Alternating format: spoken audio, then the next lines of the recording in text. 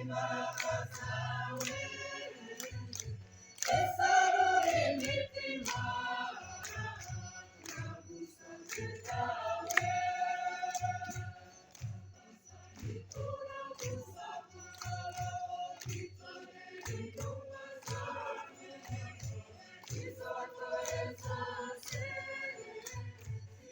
imbaraga zawe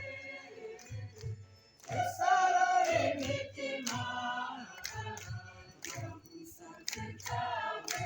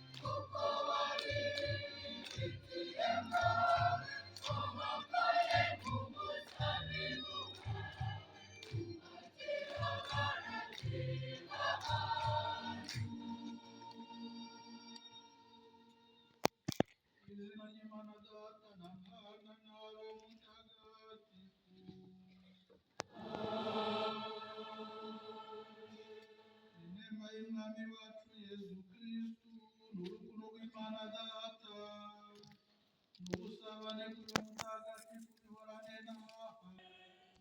Kristo bavandimwe mwihangane muhimbaze twese tugacamo twese dusangiye tukaboneraho guhabwa twebwe umurimo w'ubusomyi gukunda ijambo ry'imana kandi ikatuyobora abandi bagahabwa ubuhereza dukundisha sakaramentu y'ukarisitiya tukarishengera kandi tukarihabwa kenshi kandi neza n'abandi bahabwa ubudiyakoni bategurira ubupadiri kugira ngo babahereza bacu bahereze imana bahereze yezu kristu bahereze n'umwepiskopi na sacerdote kuri altari.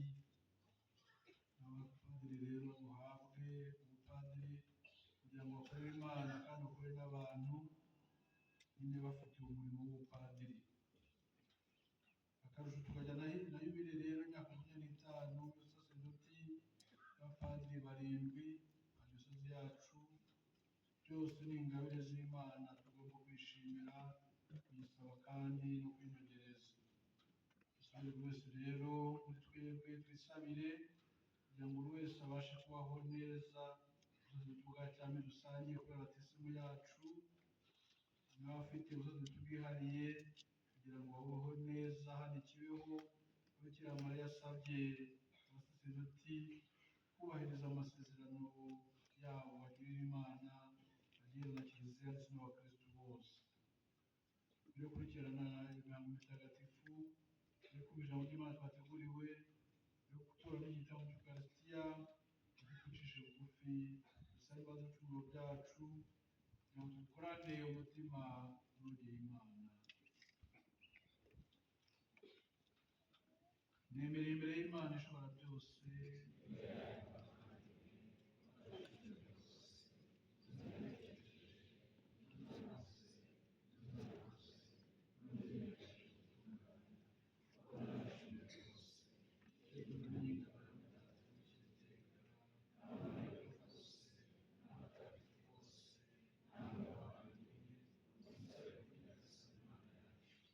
Imana ishobora byose nitubabarire idukize ibyaha byacu maze izatugeze mu bugingo bw'iteka.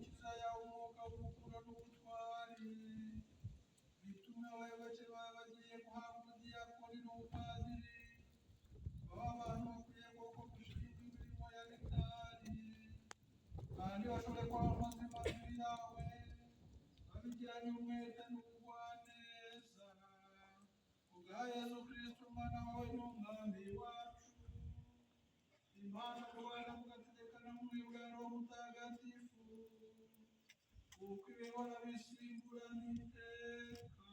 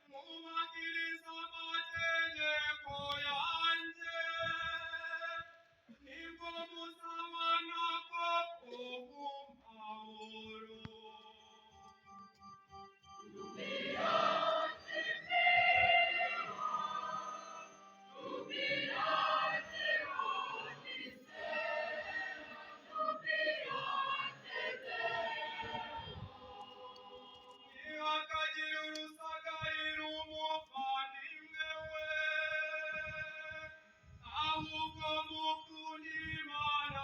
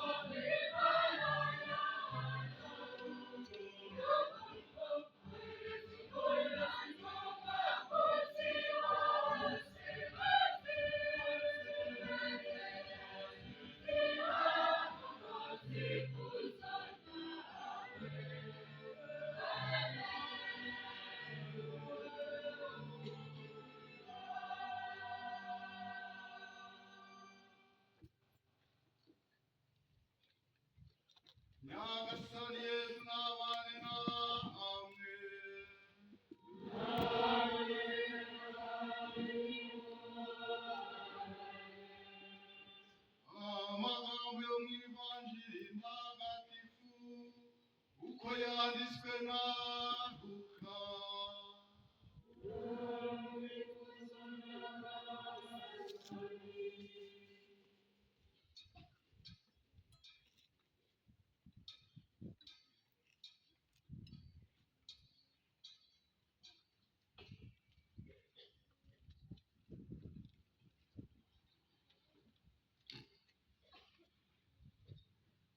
Muri icyo gihe mu bigishwa Nyagasani ahitamo n'abandi 72, maze abohereza imbere ye babiri mu migi yose n'ahandi hose yajyaga kunyura.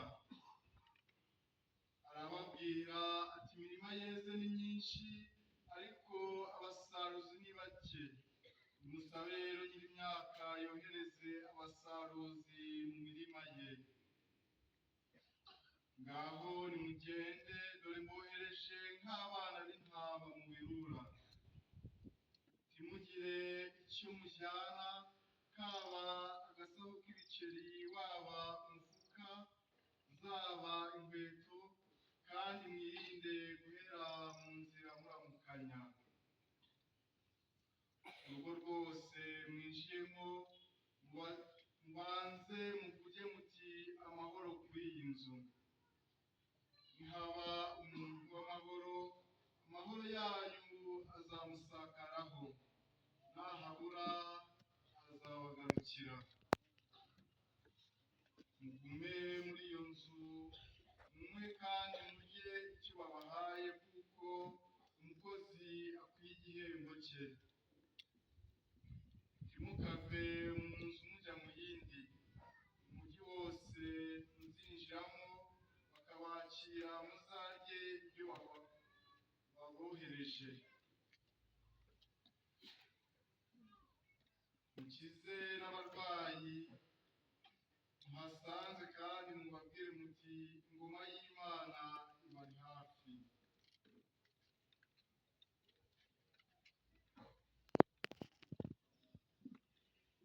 Iyo ni ivanjiri ntagatifu. N'ubupadiri giye kubimburirwa no gutanga umurimo w'ubusomyi. Turaza rero guhabwa abafaratiri bagiye guhamagarwa mu kanya. Turangije umwaka wa mbere wa teolojiya mu Nyakibanda, barahamagarwa n'umwe mu bapadiri bashinzwe kubarera muri iyo seminari nkuru. Uko mubizi, mu misa cyangwa mu muhimbazo w'ijambo ry'Imana, umukristo wese ashobora gusomera ikoraniro ijambo ry'Imana. Nyamara muri Kiliziya hasanzweho kuva kera umurage wo gutora abalayiki bamwe, bagategurwa bihagije, maze bagakorerwaho umuhango wo kubashyira mu rwego rw'abasomyi. Ubutumwa baba bahawe ku mugaragaro mu muryango w'Imana, niwo muhango tugiye gukurikirana.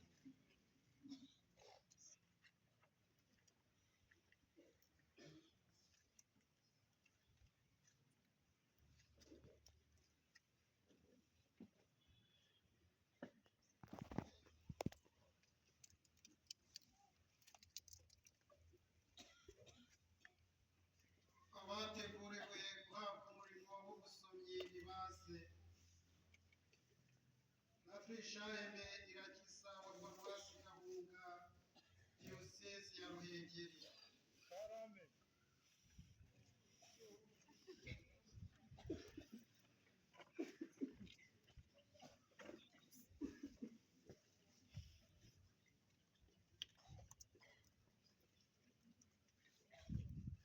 Padiri Emmanuel Ndagijimana wa Paruwasi ya Nyabimata.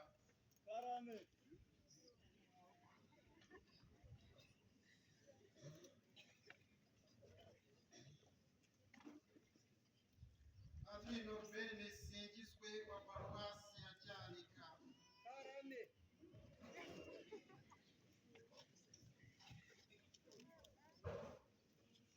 Padiri Yohani W'Imana Twizeyimana wa Paruwasi ya Kibeho.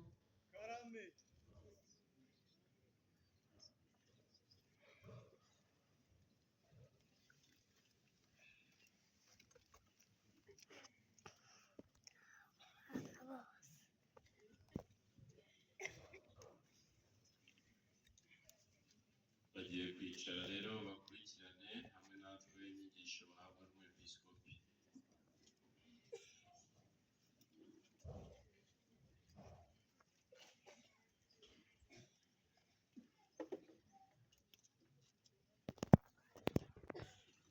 abantu nkunda, Imana Data yishuriye abantu gukizwa kwabo kandi abyuzuriza mu mwana we Yezu Kristo wigize umuntu. Uwo Yezu amariye kutumenyesha byose, yashinze kiliziya ye umurimo wo kwamamaza inkuru nziza mu biremwa byose. Imana yo guhabwa umurimo w'ubusomyi byo kuvuga kwamamaza ijambo ry'Imana, muzajya mufasha kiliziya gusohoza ubwo butumwa. Niyo mpamvu nyine mugiye guhabwa umurimo wanyu bwite mu muryango w'Imana, mugahabwa n'ububasha bwo kwitangira ukwemera gushingiye kuri iryo jambo ry'Imana. Mu ikoraniro ry'abakristu muzajya rero mutangaza ijambo ry'Imana, musobanurire abato n'abakuru ibyerekeye amahame y'ubukristu, mubategurire guhabwa amasakaramentu uko bikwiye, kandi mwamamaze inkuru nziza y'umukiro mu batarayimenya. Bityo abantu babifashijwemo namwe bazashobore kumenya Imana Data n'umwana we Yezu Kristo yabohereje, maze babone ubugingo bw'iteka. Igihe rero mumenyesha abandi ijambo ry'Imana, mujye mwumvira Roho Mutagatifu, mwakire namwe ubwanyu iryo jambo, murizirikane n'umutima wanyu wose, ku buryo mwagenda muryoherwa naryo uko bukeye bikabatunga. Mu mibereho yanyu murabere irango rirangira abandi inzira ibageza kuri Yezu Kristo Umukiza. Duhaguruke twese dufatanye n'umwepiskopi kubasabira.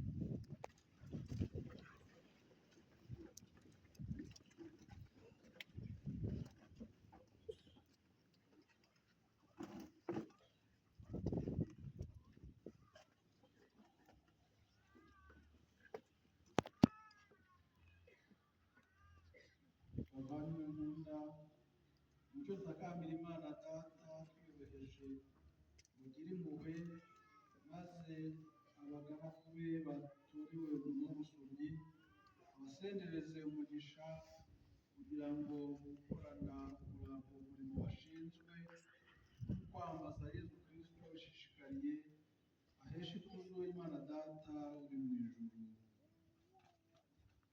Tubasabire bucece. Imana yacu, soko y'icyitwa urumuri rw'ubuntu cyose, wowe wohereje umwana wawe w'ikinege, jambo utanga ubuzima, kugira ngo yishyurire abantu ibanga ry'urukundo ugira, wemereye umugisha abavandimwe bacu batorewe gushingwa umurimo w'ubusomyi, ubafashe uko bazirikana ijambo ryawe udahwema, bagende barushaho kurisobanukirwa no kurimenyesha abantu ko ryakabaye, kubwa Kristo umwami wacu.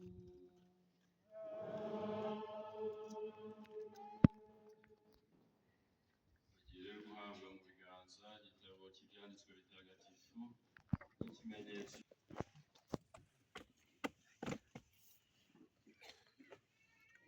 Akira igitabo cy'ibyanditswe bitagatifu, maze uzajye ushyikiriza bose ijambo ry'Imana uko ryakabaye, ku buryo byagenda birushaho gushora imizi mu mitima yabo. Amen.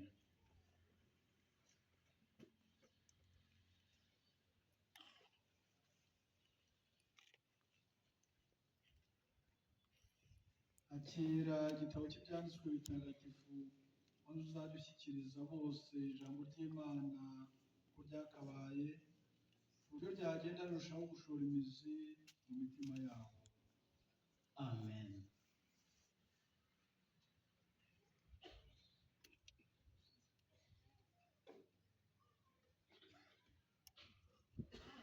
Akira igitabo cy'ibyanditswe bitagatifu, maze uzadushyikiriza hose ijambo ry'Imana uko ryakabaye, ku buryo ryagenda rirushaho gushora imizi mu mitima y'abantu. Amen.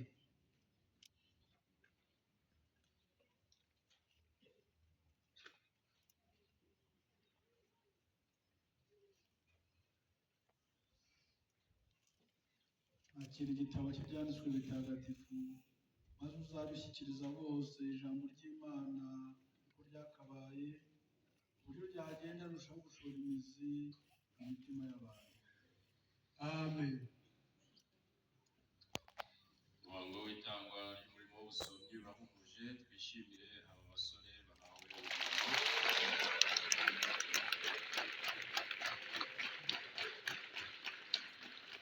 basubira mu myanya yabo. Abangaba mu myaka ine iri imbere bazaba bashobora guhabwa ubupadiri. Hakurikiyeho umuhango w'itangwa ry'umurimo w'ubuherezi, guhabwa abafaratiri bagiye guhamagarwa, nabo bo bakaba barangije umwaka wa kabiri wa teolojiya. Nanone umukristu wateguwe uwo ari we wese ashobora guhereza mu misa cyangwa mu muhimbazo y'andi masakaramentu, ariko muri kiliziya hasanzweho kuva kera umurage wo gutora abarayiki bamwe, bagategurwa bihagije maze bagakorerwaho umuhango wo kubashyira mu rwego rw'abahereza, bityo bakegukira imirimo ya ritari. Ubutumwa baba bahawe ku mugaragaro mu muryango w'Imana nibyo tugiye kubona. guhabwa umurimo w'ubuhereza n'ibaze. Padiri Alexis Habimana wa paruwasi ya Gatare. Amen.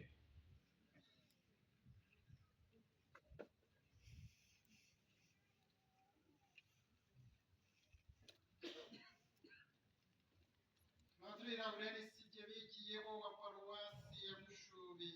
Amen.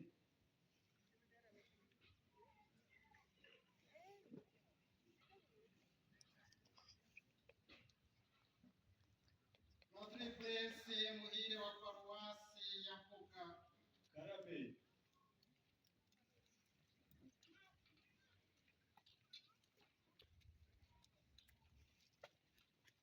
Padiri Jean Baptiste Tuyishimire wa paruwasi katedrali ya Gikongoro. Amen.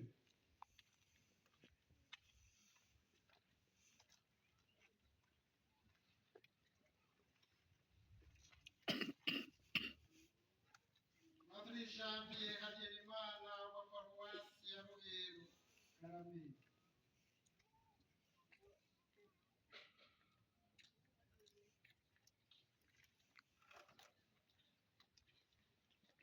Padiri Rocher Irakoze Musenge wa paruwasi ya Ruheru.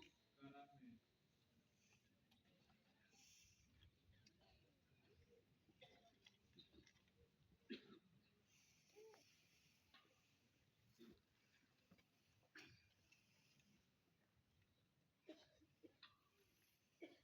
Nabo rero nyuma yo guha icyubahiro umwepiskopi bamunamira, bagiye kwicara bahabwe inyigisho ijyanye n'umurimo batorewe.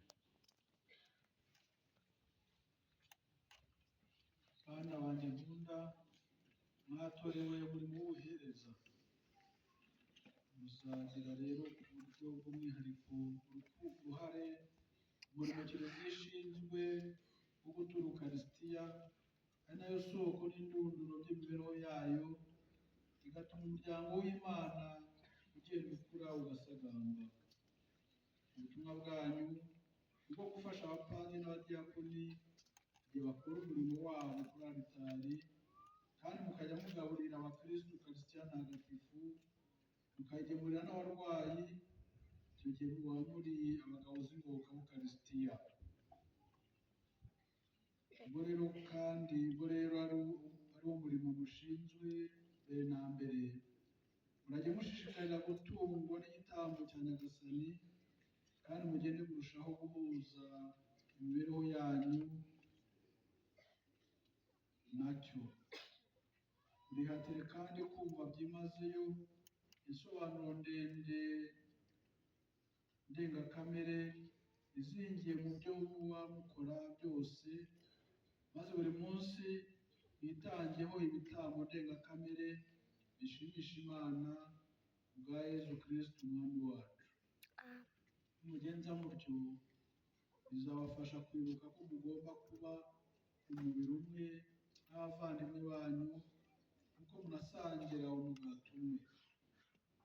Murajye mukunda nta buryarya umubiri ndengakamere wa Kristo, ariyo Kiliziya nk'umuryango w'Imana.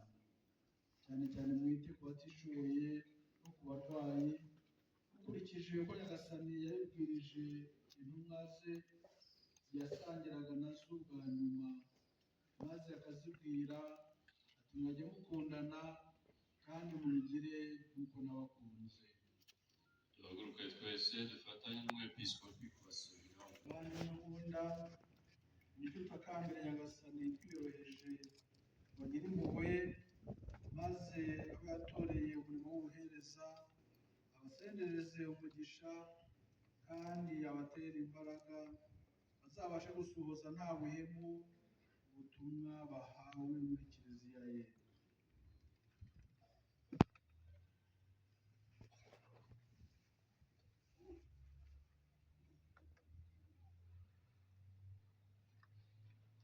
Nyagasani Mana yacu, nyir'impuhwe byahebuje, we washinze Kiliziya yawe ubutumwa bwo kuba umugabuzi w'umugati utanga ubugingo, ubigirishije umwana wawe w'ikinege.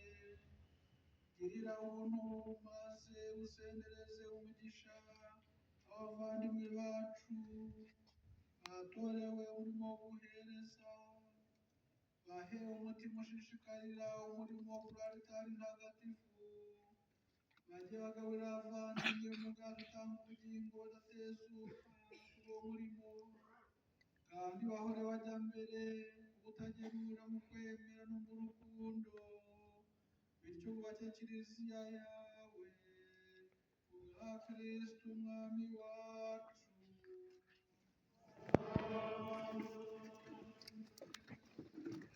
Ikimenyetso cy'ubutumwa bahawe ni uguhabwa agasahani kariho umugati n'inkongoro irimo divayi, igenewe guturwaho igitambo cy'Ukarisitiya, kugira ngo bajye bakora umurimo wo guhereza kuri Alitari ntagatifu.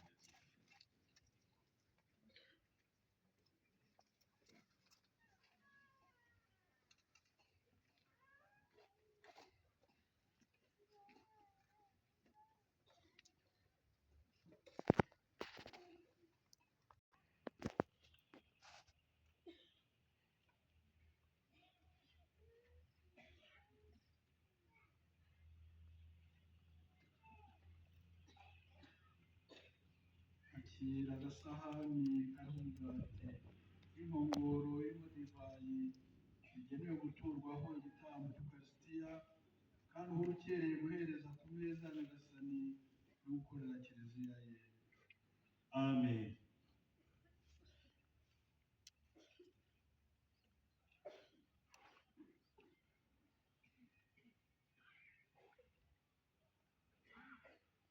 Akira agasahani kariho umugati n'inkongoro irimo divayi, bigenewe guturwaho igitambo cy'Ukarisitiya, kandi uhora ukereye guhereza ku meza Nyagasani no gukorera Kiliziya ye. Amen.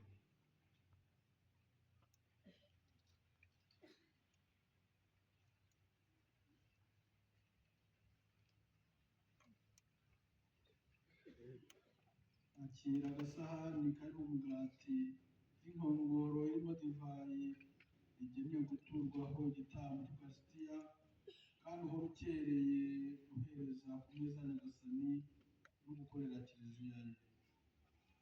Amen.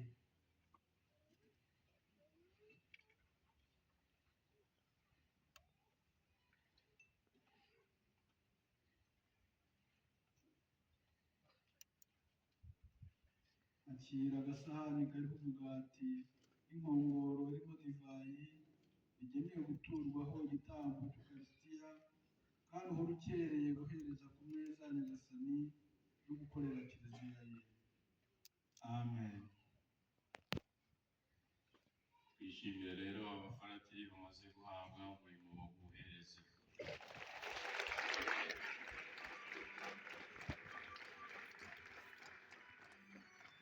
Rero barahita bajya gukora imenyereza, gukora stage, bazige indi myaka 2 babone guhabwa ubupadiri. Mu bwoko rero abakristo bavandimwe, imihango irushijeho gukomera igiye gutangira yo guhabwa ubudiyakoni ndetse n'ubupadiri. Mukurikirane neza ibikorwa n'ibivugwa byose kuko bidufasha kumva ubudiyakoni n'ubupadiri icyo ari cyo. Hagiye guhamagarwa abateguye guhabwa ubudiyakoni. Ubudiyakoni ni umufasha w'umwepiskopi n'abapadiri, umurimo wabo wo kwamamaza mu bantu bose ivanjiri ya Kristu no kubatagatifurisha amasakramentu.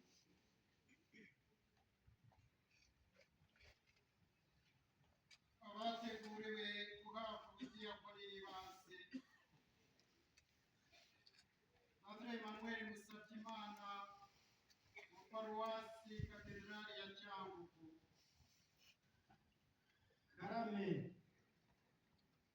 Padre Theoneste Niyonsaba wa Paruwasi Cyazo Diyosezi ya Cyangugu. Karame.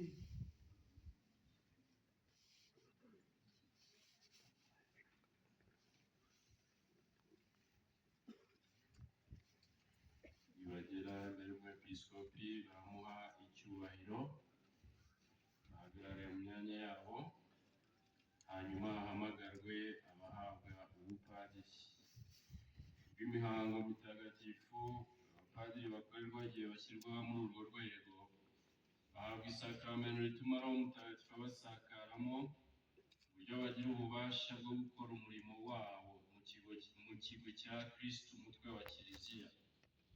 Muzirikane neza rero intera bagiye gushyirwamo mu muryango w'Imana, kandi mubasabire mushyizeho umwete.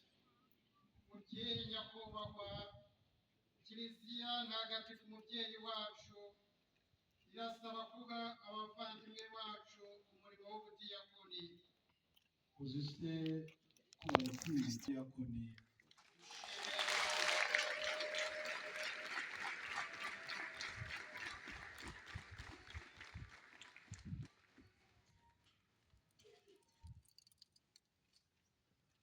Abateguriwe guhabwa ubupadiri ni base: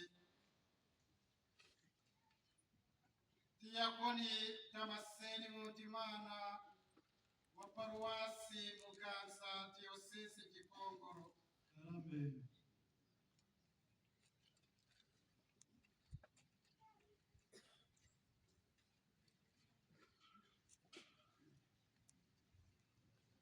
Diyakoni Beridini Sebanani wa Paruwasi Nyabimata Diyosezi Gikongoro. Karame.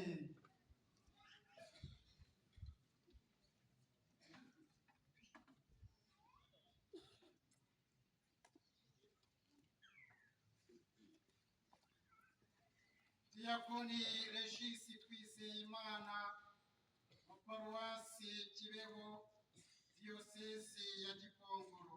Karame.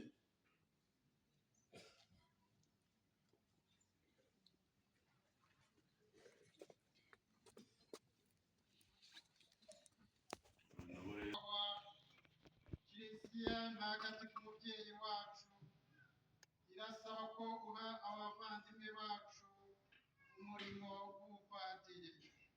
Uzi se ko babikwiye? Nkurikije umwanzuro w'ibyabajijwe imbaga y'abakristu hamwe n'icyemezo cyatanzwe n'abari bashinzwe kubamenya, ndahamya ko basanze babikwiye. Tubifashijwemo na Nyagasani Imana n'Umukiza wacu Yesu Kristu, dutoreye abavandimwe bacu gushyirwa mu rwego rw'abapadiri.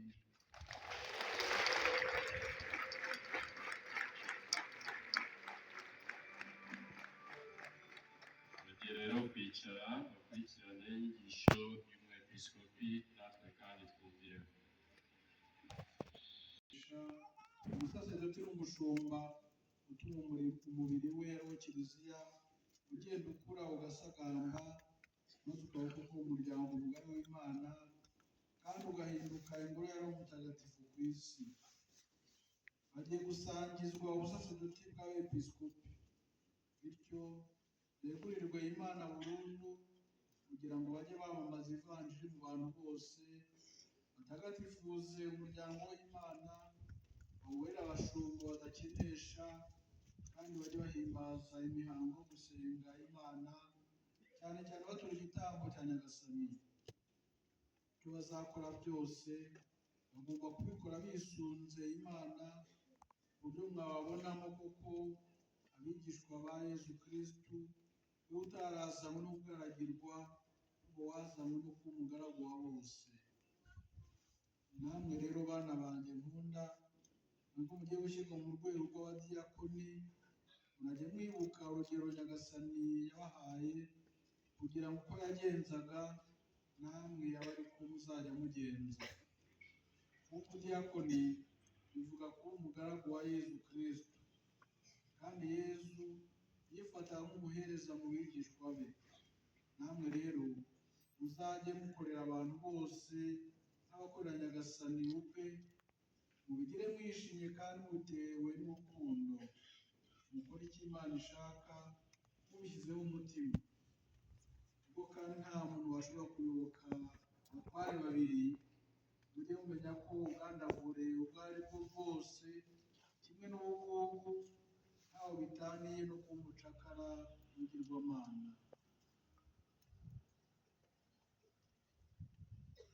Ubwo rero mugiye mu rwego rw'abadiyakoni ku bwende bwanyu, nta gahato, mugomba kuba abagabo b'inyangamugayo, buzuye Roho Mutagatifu n'ubwitonzi, nk'aba bandi nyine intumwa za Kristu zigeze gutorera umurimo wo kwita ku bakene. Umurimo wanyu muzawukora mufatanyije n'amasezerano y'ubutazashaka.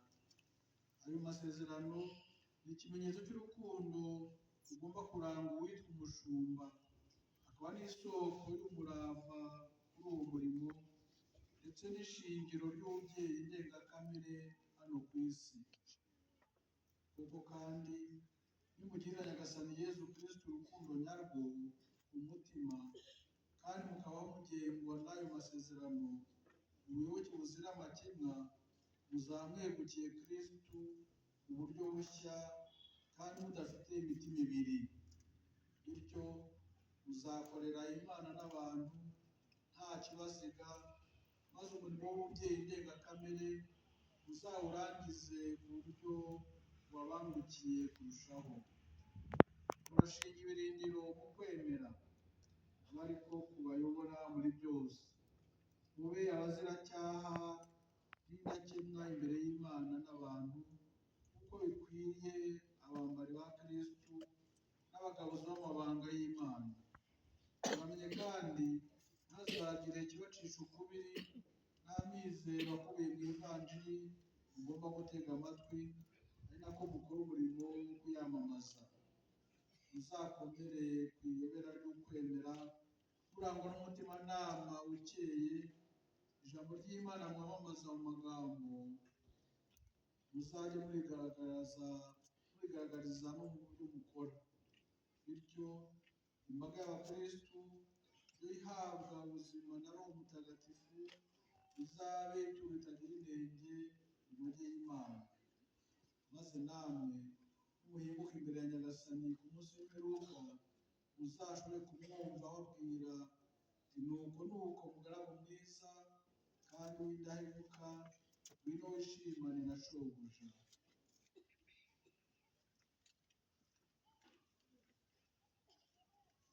Namwe rero bana banjye nkunda, nubwo mugiye gushyirwa mu rwego rw'abapadiri, muzajye mwitanga mutiganda, mutunganye umurimo wo kwigisha, muvuga rumwe na Kristu umwigisha mukuru. Ijambo ry'Imana mwakiranye ibyishimo, murahagurukire kurizirikana no kuryamamaza. Murahagurukire kuzirikana amategeko ya Nyagasani, mwemere ibyo musoma mu gitabo gitagatifu, ibyo mwemera mubyigishe, ibyo mwigisha mwihatire kubikurikiza mu migirire yanyu. Inyigisho rero mutanze zirajya zibera imbaga y'Imana ifunguro n'impumuro y'imibereho yanyu, igwe neza abayoboke ba Kristo. Bityo ijambo ribaturutsemo n'urugero mutanze rwubake ya ngoro ariyo kiliziya y'Imana. Undi murimo kandi mushinzwe wo gutagatifuza abandi muri Kristo. Nuko rero umurimo wanyu ni wo gufasha abayoboke b'Imana kuyitura igitambo cy'imitima yabo, bacyunga ku gitambo cya Kristo, ari nacyo nyine ibiganza byanyu bizajya bitambira kuri alitari ku buryo budasesa amaraso, mwihimbaza ry'Ukaristiya ntagatifu. Murajya rero mumenya icyo gukora mu mibereho yanyu, mukurikize ibyo mukorera mu mihango mitagatifu, maze uko muhimbaza urwibutso rw'urupfu n'izuka rya Nyagasani, aba ari nako mwihatira guhashya muri mwebwe ingeso mbi zose no guhamya ibirindiro mu buzima bushya. Mutume kwagura umuryango w'Imana, muwinjizamo abantu mu bw'abatisimu, mutume gukiza abantu ibyaha mutambizaga mu bya penetensiya mu izina rya Kristo rya Kiliziya. Mutume gutabaza abarwayi amavuta matagatifu, mutume guhimbaza n'indi mihango mitagatifu, kandi uko amasaha y'umunsi agenda asimburana, muzajya musohoza ku Mana ibisingizo hamwe n'amasengesho yo kwishimira cyangwa se kwitakambira mu izina ry'umuryango wayo wose, ariko mutibagiwe n'isi yose. Igihe rero muzaba mukora ibyo byose, mujye mwibuka ko mwatoranyijwe mu bantu kandi mugashyirirwaho gufasha abantu mu byerekeye umubano wabo n'Imana.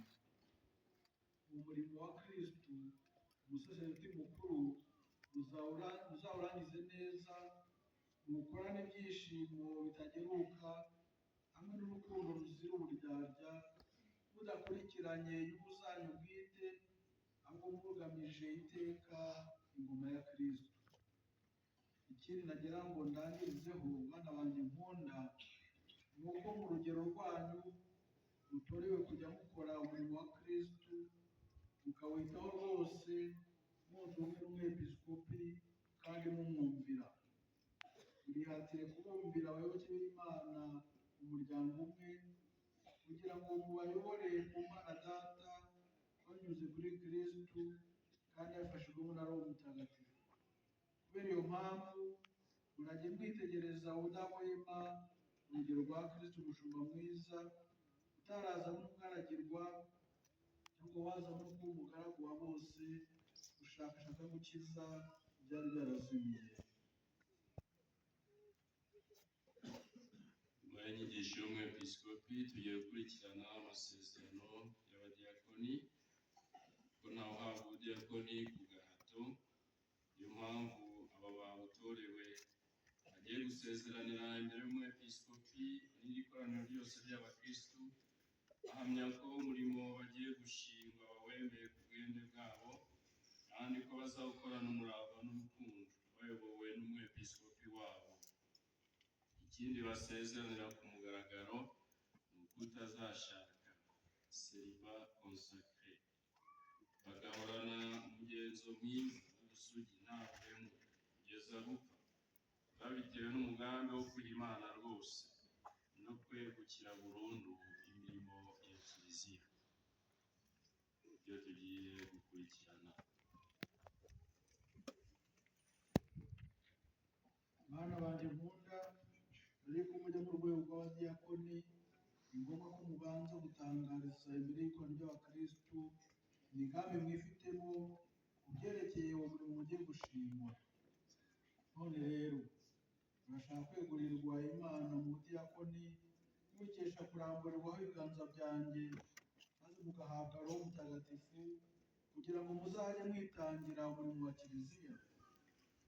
Ndabishaka. Murashobora kuzajya mutunganya umurimo w'ubudiyakoni, mugamije iteka gufasha abandi mu rwego rw'abasaseridoti, kandi muharanira icyateza imbere imbaga y'abakristu, mukabigirana urukundo rudatana no kwiyoroshya. ndabishaka ndabishaka.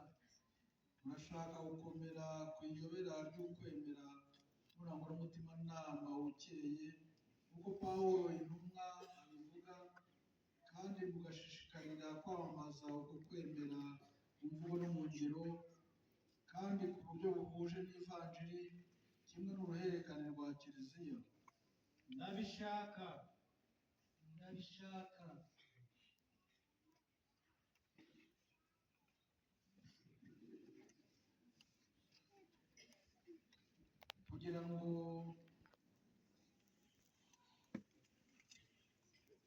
kugira ngo mugaragaze imbere ya Nyagasani na Kiliziya ko mubyemeye ku mutima, kandi mutera intambwe mujya imbere.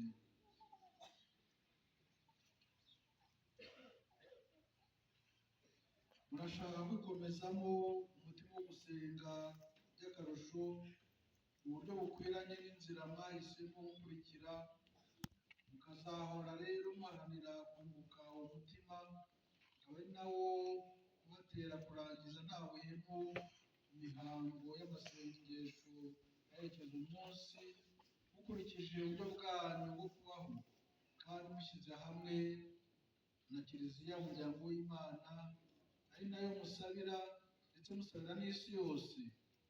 ndabishaka ndabishaka. Murashaka ko imibereho yanyu yagenda irushaho kwishushanya n'iya Kristo, ubwo mugiye nyine kuzajya mufata mu biganza byanyu umubiri we n'amaraso ye kuri alitari. ndabishaka kandi Imana izabimfashamo. ndabishaka kandi Imana izabimfashamo. abatowe bagiye gusezeranira umwepiskopi kuzamwubaha no kuzamwumvira ubudahwema nk'umusimbura w'intumwa za Kristo. Ibyo barabigaragaza babumva ibiganza byabo bakabishyira mu biganza by'umwepiskopi, bityo bagahamya ko bishyize mu maboko ye. Bumvira inabazansimbura bose. ndabisezeranye. Imana yagutangiyemo umurimo mwiza, izanawukomeze kugeza ku ndunduro.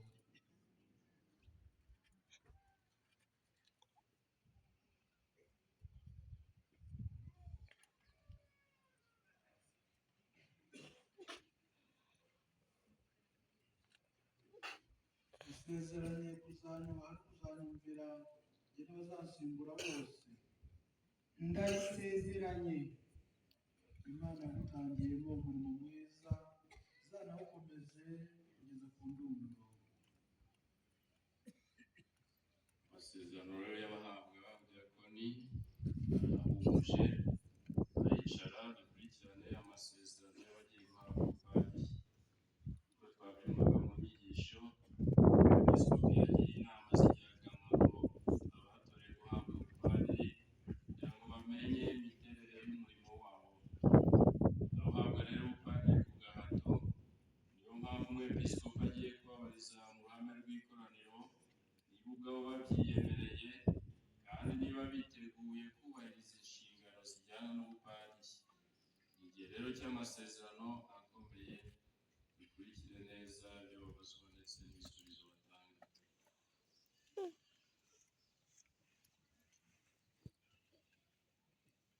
Bana banjye nkunda, mbere y'uko mujya mu rwego rw'abapadiri, ni ngombwa ko mubanza gutangariza imbere y'ikoraniro ry'abakristu imigambi mwifitemo mu byerekeye umurimo mugiye gushingwa.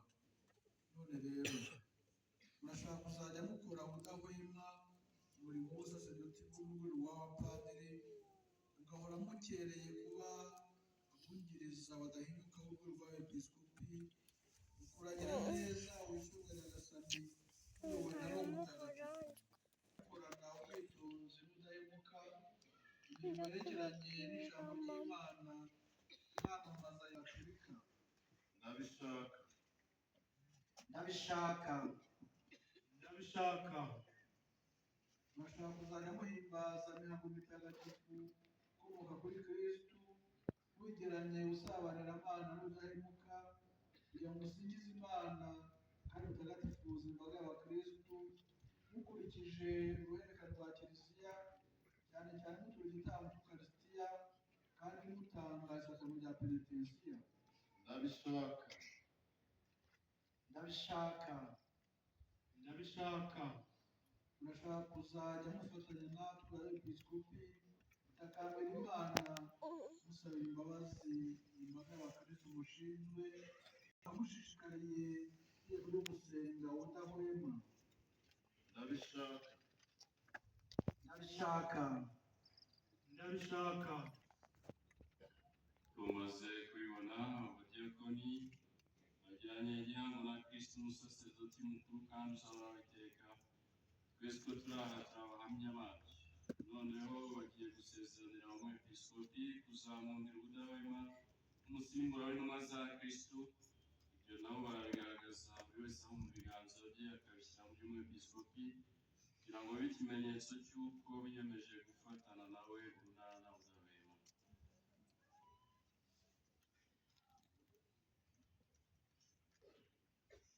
Dusezeranye kuzanyubaha no kuzanyumvira n'abazansimbura bose. ndabisezeranye Imana yagutangiyemo umurimo mwiza uzanawukomeze kugeza ku ndunduro.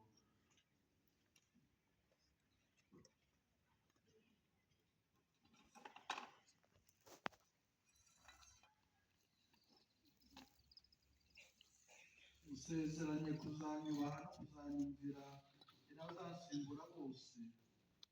ndabisezeranye Imana yagutangiyemo umurimo mwiza uzanawukomeze kugeza ku ndunduro.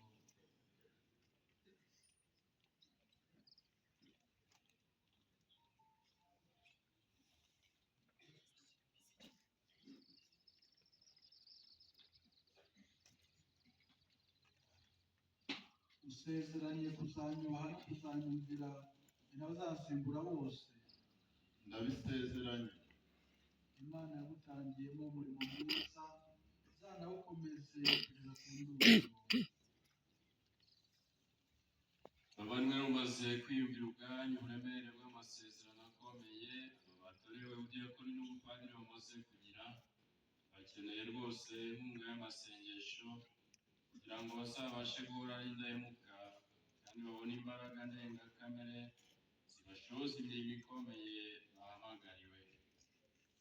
mukiro dushyira hamwe tubasabire twiyambaza by'umwihariko urugaga rw'abatagatifu bose ko barasenga barambaraye hasi bubitse inda bibe ikimenyetso cy'ubwiyoroshye no kwiyemeza b'ijuru.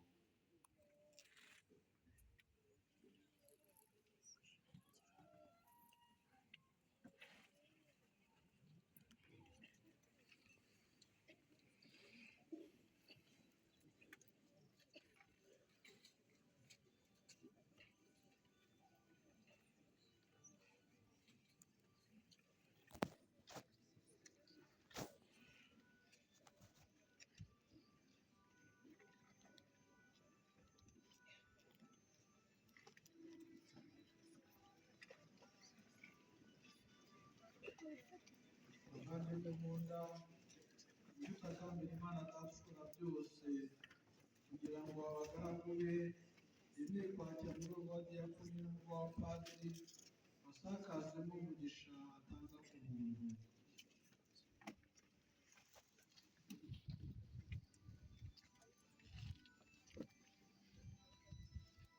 nyagasani tubabarire kristu tubabarire nyagasani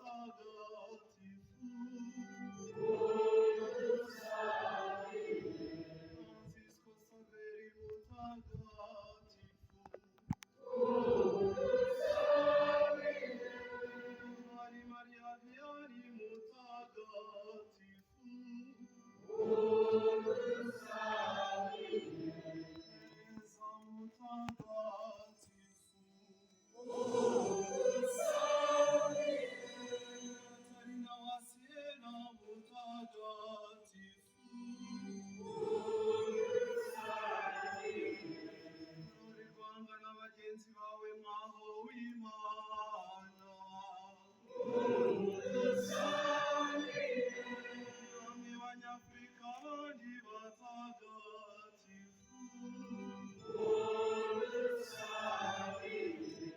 mwami bakurambere bacu mwashaje muri abayoboke b'Imana,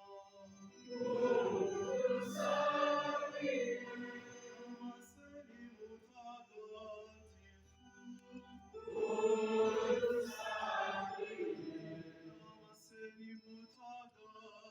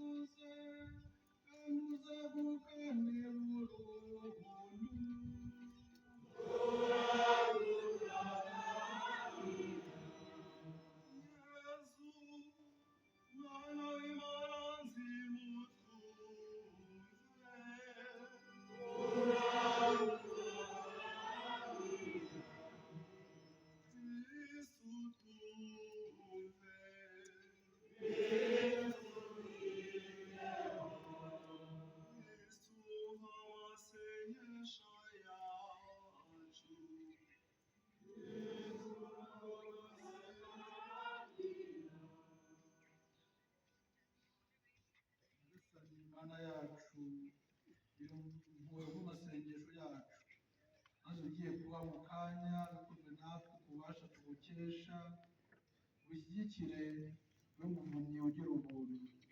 Nuko tugiye kugutura twizeye ko bakwiye gushingwa mu mutagatifu, waho umugisha wawe wotagatifuza bwa Kristo umwami wacu. Tugihagaze dukomeze dusenge twambaza roho mutagatifu amanukire kuri izi ntore. Veni Creator Spiritus,